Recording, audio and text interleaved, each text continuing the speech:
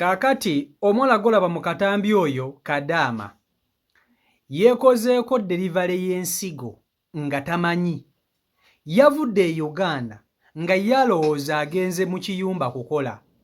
Kumbe omuwala bwe yamuguze, kampuni ye ye Uganda yamutunze nga bamuguzeemu nsigo ze zimuli munda. Mukazi wattu ye tamanyi. Yagenda mu kampani n'asasula akasente ke ne bamugamba okumutwala agenda akole. Ekibiwandiiko bye bamusayiningisa eyandibadde nga contract yabadde yakumuggyamu nsigo ng'Omuwarabu yazigula, kampuni ye okuva e Uganda ekimanyiiko. Mukazi wattu atuuka mu kiyumba atandika okukakkalabya emirimu gye. Bw'atandika okukakkalabya emirimu gye alaba bagina engeri gye bamuyisaamu etategeerekeka. Naye nga ye tabifa, akagamba munnange Abawarabu bwe bati bwe babeera, nze kansigale nga nkola mirimu gyange. Munnange aba ali mu kisenge kya baba ne mama ali mu kulongoosa, agenda okulaba agwa ku bipapula ebiriko amannya ge Nabiryo Shamimu nga mu buwandiike biraga nti baamuguze kumuggyamu nsigo. N'abitulamu n'abisoma n'agwawo ekigo. Mu kugwawo ekigo ng'atidde ne Ssekutya yenna yatandika okulaga. Bakama be n'atandika okubatya. Kati engeri bo gye bakimanyi nti ono omuwala bagenda kumuggyamu ensigo, baba mutaddeko amaaso, baba mutunuulira buli kyazzaako, bagenda okulaba alinga alina kye yeekengedde, alinga alina ky'ategedde. Baamukutte ne bamusibira munda mu kiruumu kino mwali. Naye nga tebannamusibira mu kiruumu, yasoose n'adduka n'atoloka. Muzakisa n'amuyambira ku street ne bamutwala ku deportation. Aba ali ku deportation ng'agezaako kunoonya buyambi na muntu ayinza kumuyamba. Laba ate bakama abe teyategedde ani yabakubidde essimu, ab'oku woofiisi eno gye yatuukira nga nabo bakimanyiiko nti ono omuwala baamugula okuva e Uganda nga bamuguzeemu nsigo. Bazze ne bamunona ku deportation ne bamuzzaayo mu kiyumba ewa mukama we gy'ali kati. Era essaawa yonna agenda kutwalibwa ttibwe ensigo bazimuggyemu. Kampani y'omuwala ono emba nga mumumanyi nga mwamutwala ebweru, mwakola ekintu kikyamu, mulekerawo okutunda bannayuganda nga mubatundamu ensigo zaabwe. Abaana bano balina famire, baba bagenze kukola, baleka abaana, baleka abaami n'abazadde. Mwe ne mubatunda olw'okuba mwagala ssente z'amangu nti muggyamu nsigo. Gavumenti muveeyo mulwanire ku bakadaama. Mubasala ssente ku ssente ze bakola omusolo, naye temubalwanirira bulamu bwabwe nga bagenda okufuna obuzibu. Kankutuuseko ebigambo by'omuwala ono omwewulireko, vidiyo yiyo gimpereka like. Nga njagala buyambi ekintu kigenda mu maaso. Mampita Nabiryo Shamimu, TikTok zaayita, naye bannaye mbabuulire ekituufu kyennyini kampani yange yantunda ekituufu kyennyini. Kubanza bannaye simanyi, ndowooza bannyambe banzize ewaka, naye bannemeddeko. Abaana bonna gwe bakubye gwe bakoze eki bamutikka ne bamuzza, naye nze Nabiryo Shamimu bannemeddeko. Nomala n'ennaku nga tolya. Bannaye why? Bannaye abanene mu gavumenti y'e Uganda muveeyo munnyambe, kuba kampani yange ekituufu ekimanyi nga yantunda nsigo. Siri mu kwogera nti oba ndi mu kunyumiza mboozi, kituufu kye kiriwo kati ssaawa eno. Okola vidiyo eno ngenda banyumiza emboozi eyabaddewo eggulo, naye amaziga gampitamu. Bannaye bannayuganda bannange muveeyo munnyambe, kampani yantunda, baagala kunziggyamu nsigo. Okuva we nava mu kiyumba ne banzigalira, mbadde sirya, nga bakuba nannyini kampani eya Ammar Alisham ng'akuba bw'asamba, naye nga sirina gwe ndoopera. Ne we ŋŋamba basupervisa bannaye munnyambe, omusajja ajja kummenya enkizi. Bo basirika busirisi bagamba ffe tuli ku mulimu gwaffe, ebyo bibyo gw'amanyi. Bannaye n'enguma ne bakuba wiiki esooka, ne bankuba wiiki ey'okubiri. Kyemba nafunye amagezi ne ŋŋamba bagenda kunzitira wano, Shamimu kanneerwaneko.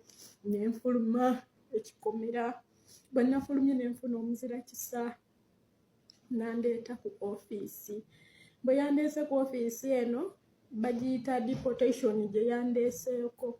Ko basoose kuntwala mu ddwaliro ne banticekinga oba ndi mulamu. Bwe njogera ku deportation eno Saudi abasinga bagimanyi bakadaama, mugimanyi. Abasirikale be batanyiri kundeeta wano ne fayiro ezinjogerako nti ono tumusanze mu buzibu bwe buti. Nabadde nkyali wano eno nga aba ofiisi baabo. Aba ofiisi ngera bannumbye gye bankwese ku deportation. Bali mu kunnemerako kimutwa. Kaakati kampani eyatwala omuwala ono naye nga sinaba kweyongerayo njagala okusooka okubategeeza mmwe mwenna bankuba kyeyo. Bw'obanga oli mu buzibu ng'okimanyi oli mu buzibu bwa kufa na kuwona, tosirikiranga kampuni eba yakutwala. Togezanga n'osirikira kampuni eba yakutwala. Fe abaliwo okusindika eddoboozi ly'okulabibwa nti oyambibwa, tulina okwogera ku kampani eyakutwala abantu ne bagimanya. Ne bweba gavumenti n'egimanya nti kampani bw'etyo etunda abaana okubaggyamu ensigo ebweru oba ebuwalabu. Tokolanga vidiyo ng'oli mu buzibu omuwalabu agenda kutta abakutunze kuggyamu nsigo n'osirikira kampuni eyakutwala. Gyogerenga amannya ne gyesangibwa.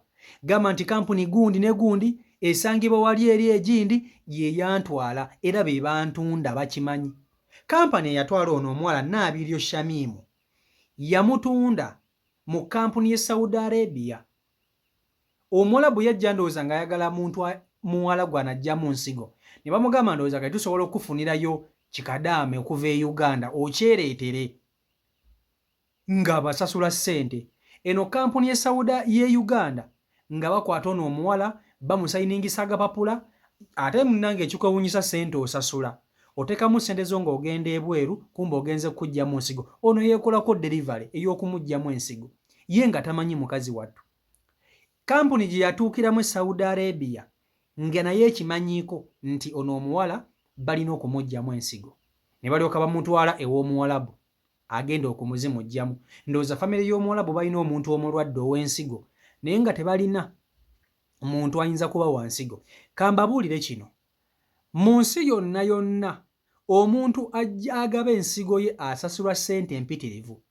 Ensigo y'omuntu oba kiyite kidney donation basasula ssente enkuyanja, basobola n'okuwa $20 aga ddoola, bwe bukadde nga 700, kubanga bakugamba oyagala ssente mmeka. Ne munnange bannayuganda bajjamu ensigo bwereere. Ensigo bazibagiramu bwereere.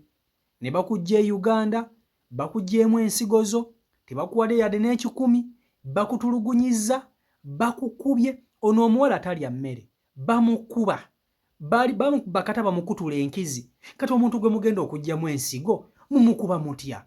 Mwagala mugende kumuggyamu ensigo ng'ensigo zoonoonese, ng'ensigo zoonoonese, talya mmere. Ndowooza baagala afe enjala, baagala afe enjala. Batuka okumuntwala mu ddwaliro ng'amaanyi gamuweddemu, nga takyasobola kuba mulanga, nga takyasobola kwogera.